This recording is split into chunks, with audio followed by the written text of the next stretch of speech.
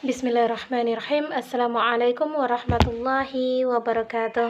Tayyib, perkenalkan nama saya Yulia dengan NIM 2120366 dari lokal PAI 3J.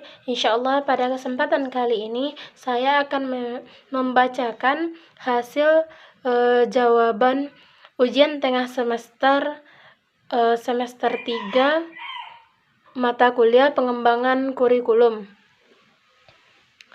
Soal yang pertama, apakah kurikulum itu harus selalu berubah? Demikianlah pertanyaan yang sering diucapkan oleh orang ketika menanggapi perubahan kurikulum di Indonesia. Jawabannya pun juga beragam, tergantung pada persepsi atau tingkat pemahaman masing-masing orang. Sepanjang sejarah Indonesia sudah mengalami beberapa kali perubahan kurikulum, sehingga ada kesan bagi masyarakat ganti materi, ganti kurikulum. Bagaimana pandangan saudara mengenai hal ini? Apa dampaknya bagi sistem pembelajaran di sekolah? Dan jika saudara diangkat menjadi Menteri Pendidikan di Indonesia, apa gagasan rasional saudara mengenai implementasi kurikulum dalam meningkatkan mutu pendidikan di Indonesia? Menurut pendapat saya, kurikulum itu akan berubah dan senantiasa akan selalu berubah sesuai dengan perkembangan zaman yang disesuaikan dengan situasi dan kondisi di lingkungan masyarakat. Jadi, perubahan kurikulum di Indonesia itu dilakukan karena disesuaikan dengan kebutuhan serta perubahan situasi dan juga kondisi di dalam masyarakat Indonesia itu sendiri. Jadi, kurikulum yang diterapkan jika kurikulum yang diterapkan sesuai dengan kondisi dalam masyarakat atau relevan dengan kebutuhan masyarakat, maka kurikulum dalam pembelajaran atau pendidikan tersebut akan mudah untuk diterima di lingkungan sekolah oleh tenaga pendidik kepada peserta didiknya kelak, dan agar tujuan dari pendidikan nasional tersebut dapat tercapai dengan mudah. Jadi sangat dibutuhkan pengembangan kurikulum itu berdasarkan situasi dan kondisi di lingkungan masyarakat. Dilihat dari segi pengertiannya, bahwa kurikulum itu adalah suatu rencana, rancangan, ataupun susunan strategi yang dilakukan dalam proses belajar mengajar di lingkungan sekolah agar dapat mencapai tujuan pendidikan nasional. Maka, menurut saya, secara otomatis susunan atau strategi ataupun rancangan pendidikan harus benar-benar kita sesuaikan dengan kebutuhan lingkungan sekolah, agar supaya tujuan yang ingin dicapai akan terwujud dengan semestinya. Dampak dari perubahan kurikulum bagi sistem pembelajaran di sekolah itu sangatlah besar. Jika kurikulum berubah secara spontan, sistem yang dipakai pun juga akan dirubah, karena kedua hal tersebut saling berkaitan dan saling mempengaruhi satu sama lainnya. Jika kurikulum kita ubah ataupun kurikulum mengalami perkembangan, namun sistem pembelajaran tidak dirubah ataupun disesuaikan dengan kurikulum yang ada, maka nantinya akan timbul persoalan-persoalan lain dalam dunia pendidikan. Seperti halnya di masa sekarang, di mana kurikulum yang dipakai adalah kurikulum darurat COVID-19 dan sistem pembelajarannya secara daring atau online. Karena situasi dan kondisi saat ini mengharuskan atau memaksa kita untuk melaksanakan proses belajar mengajar secara jarak jauh. Jadi menurut pandangan saya, jika kurikulum yang dipakai berubah, maka sistem pembelajaran juga harus diganti atau dirubah. Tujuannya adalah agar kedua hal tersebut sejalan dan proses pembelajaran dapat berjalan secara lancar dan optimal. Dan jika saya diangkat menjadi Menteri Pendidikan di Indonesia, maka saya akan berusaha menetapkan kebijakan di dunia pendidikan yang baik dan sesuai dengan situasi dan kondisi di lingkungan masyarakat. Kita harus menerapkan kurikulum di Indonesia sesuai dengan perkembangan zaman. Jadi kurikulum yang akan kita pakai harus dipertimbangkan terlebih dahulu agar nantinya penerapan atau implementasi dari kurikulum mampu meningkatkan mutu dan kualitas pendidikan yang kita harapkan. Agar mutu dan kualitas pendidikan di Indonesia itu meningkat, kita harus bisa memanfaatkan perkembangan teknologi sebagaimana mestinya. Di masa sekarang, guru Dan jenjang sekolah bukan lagi satu-satunya sumber ilmu pengetahuan, melainkan kita sudah bisa mengakses dengan perkembangannya teknologi, kita bisa belajar di mana dan kapan saja untuk menambah wawasan sebagai bentuk pengembangan pendidikan dalam kehidupan. Soal yang kedua, apabila kepala sekolah sebagai tokoh kunci dalam manajemen sekolah, maka guru merupakan tokoh sentral dalam penyelenggaraan layanan pendidikan sekolah. Guru pemeran utama dalam aktivitas sekolah. Tugas guru merupakan profesi yang menuntut keahlian, bukan sekadar mengajar. Guru memegang peranan yang cukup penting dalam perencanaan, pelaksanaan maupun pengembangan kurikulum bagi kelasnya. Lalu, bagaimanakah menurut saudara aktivitas pengembangan kurikulum dilakukan oleh seorang guru? Guru memang merupakan seorang yang berperan sebagai penyalur ilmu, motivator, teladan, pembimbing, serta mendidik siswa di sekolah agar terciptanya proses pembelajaran yang baik nantinya akan mencapai tujuan pendidikan nasional. Jadi guru memiliki peranan dan tugas yang sangat komplit. Salah satu penentu keberhasilan pendidikan adalah kurikulum. Jadi, jika kita sebagai seorang guru, kita benar-benar harus mengetahui secara jelas tentang kurikulum tersebut, sehingga tenaga pendidik atau guru dapat menyajikan kurikulum dengan baik dan tepat memenuhi kebutuhan peserta didiknya, agar nantinya memudahkan dalam proses belajar mengajar. Maka, kurikulum pendidikan harus disusun secara lengkap dan rinci. Kurikulum yang sudah diterapkan harus ditampilkan atau disajikan oleh seorang guru dengan cara yang menarik agar peserta didik penasaran akan kurikulum yang kita jalankan. Karena jika kita tampilkan dengan menarik, sistem pembelajaran yang dan menggunakan sistem pembelajaran yang tepat, maka akan lebih memudahkan peserta didik kita dalam memahami atau menyerap apa yang kita sampaikan. Dan seorang guru juga harus bisa memanfaatkan teknologi dalam proses belajar mengajar supaya bisa membantu memudahkannya dalam menjalankan tugas. Jadi seorang guru dalam mengembangkan kurikulum bisa melaksanakan berbagai kegiatan seperti merencanakan, melaksanakan, mengevaluasi kurikulum, dan dengan merencanakan kurikulum tersebut bisa untuk menimbang dan memperkirakan apakah yang hendak diwujudkan dari proses belajar. Yang ketiga yaitu soalnya, mengingat pentingnya kurikulum dalam pendidikan, maka penyusunan kurikulum harus dilakukan secara detail dan terperinci. Penyusunan kurikulum membutuhkan landasan-landasan yang kuat, didasarkan pada hasil-hasil pemikiran dan penelitian yang mendalam. Jika penyusunan kurikulum tidak didasarkan pada landasan yang kuat, maka berakibat fatal terhadap kegagalan pendidikan itu sendiri. Untuk mengatasi hal tersebut terjadi, berikanlah 2 contoh dari yang 4 landasan yang sudah dipelajari. Implikasi landasan filosofis dan organisator dalam pengembangan kurikulum. Baik, jawaban dari saya yaitu, dalam penyusunan kurikulum sangat dibutuhkan pertimbangan yang matang dan teliti di dalam dunia pendidikan. Dalam penyusunan harus didasarkan pada landasan azas pengembangan kurikulum. Azas pengembangan kurikulum ada 4. Yang pertama, filosofis, psikologis, sosial budaya, dan organisator.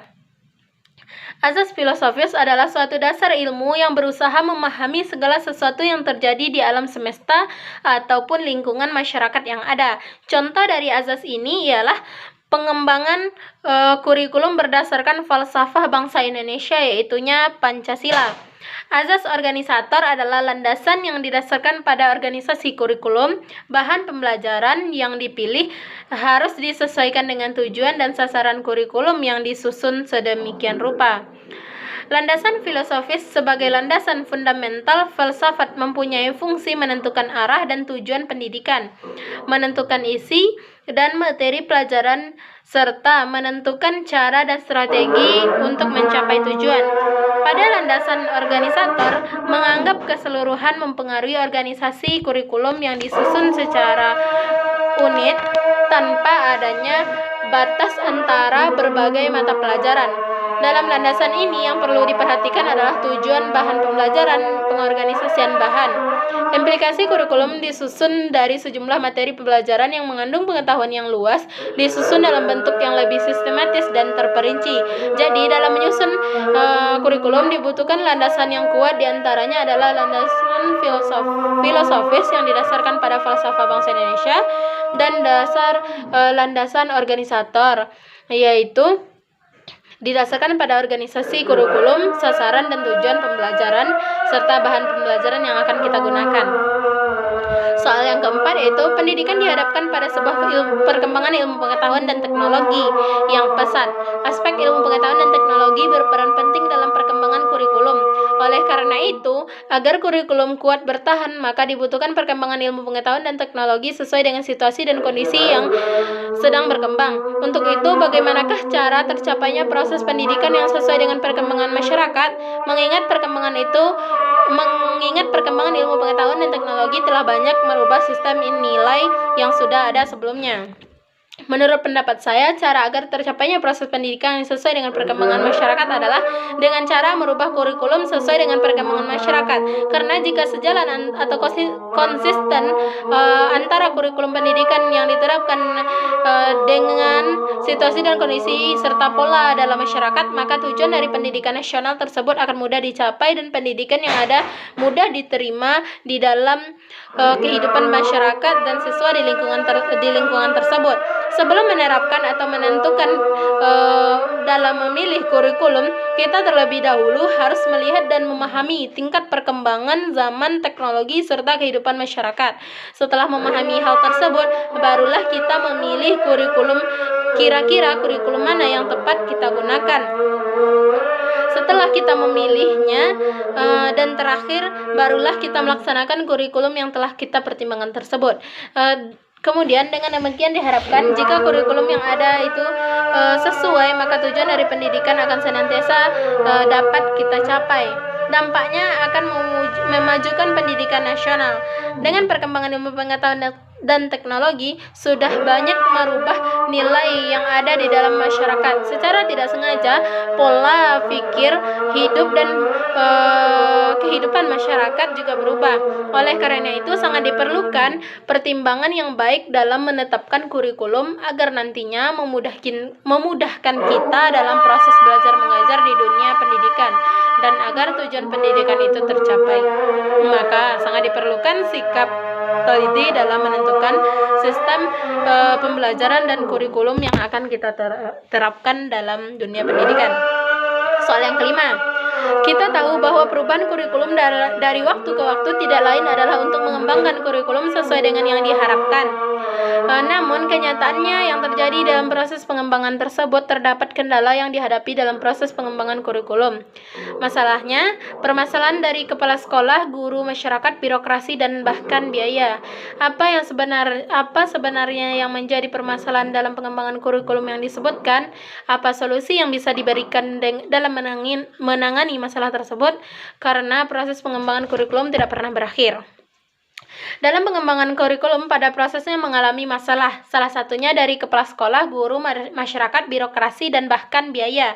Permasalahan dari kepala sekolah yaitu seharusnya beliau mempunyai latar belakang mendalam tentang teori dan praktek kurikulum, karena beliau berperan dalam pengembangan kurikulum. Jadi seorang kepala sekolah benar-benar harus memahami hal-hal yang berkaitan dengan kurikulum. Dari segi guru, masalahnya yaitu guru terkadang kurang berpartisipasi dalam pengembangan kurikulum disebabkan beberapa hal seperti kurangnya waktu, kurangnya kesesuaian pendapat antara guru dengan kepala sekolah ataupun dengan guru-guru yang lainnya. Sedangkan permasalahan dari masyarakat di mana terkadang dalam pengembangan kurikulum masyarakat tidak ikut serta atau berpartisipasi ataupun memberikan umpan balik terhadap kemajuan kurikulum tersebut. Artinya permasalahannya itu masyarakat tidak memberi respon terhadap pengembangan kurikulum yang ada. Selanjutnya yaitu permasalahan